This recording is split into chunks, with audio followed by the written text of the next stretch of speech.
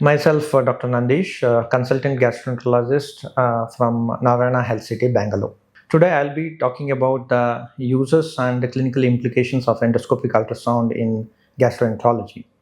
Endoscopic ultrasound is an important diagnostic tool in the gastroenterology. It has been widely used for the evaluation of various malignancies of the upper GI tract, the mediastinal lymph nodes, extraluminal lymph nodes, pancreatic malignancies, and the submucosal tumors of the esophagus, stomach, and the duodenum. So, endoscopic ultrasound combines endoscopy plus with the intraluminal ultrasound, and there are two types of endoscopic ultrasound scopes: a radial scope and as well as the linear endoscopic ultrasound scope. A radial scope, where the scanning plane is perpendicular or vertical to the transducer and it has 360-degree view. It is mainly used as a diagnostic tool, whereas the linear scope is used for the therapeutic tool, where the scanning plane is parallel to the transducer. There are various clinical uses of the endoscopic ultrasound. Predominantly, it is mainly used for the evaluation of various tumors in the upper GI tract.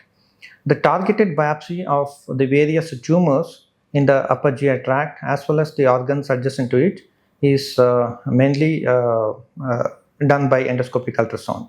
For example, solid tumors of the pancreas, the cystic tumors of the pancreas, mediastinal lymph nodes, extraluminal lymph nodes, submucosal tumors of the esophagus, stomach, and the duodenum, and some lesions of the liver can be biopsied. It's also used in the diagnosis of choledocholithiasis, which can be treated with a procedure called ERCP, and it can also be used in the treatment of complications of acute pancreatitis such as pseudocyst and walled-off pancreas necrosis drainage. So by endoscopic ultrasound guided drainage using the lumen opposing metallic stents.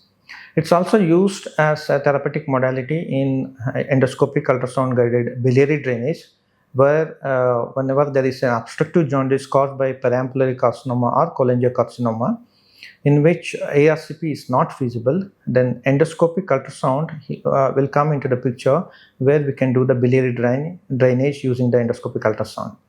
It's also used for endoscopic ultrasound guided gallbladder drainage in case of acute cholecystitis, where the patient is not feasible for the surgery. That is when there is an advanced age or a lot of comorbidities.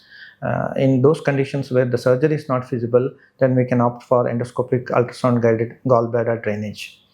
So endoscopic ultrasounded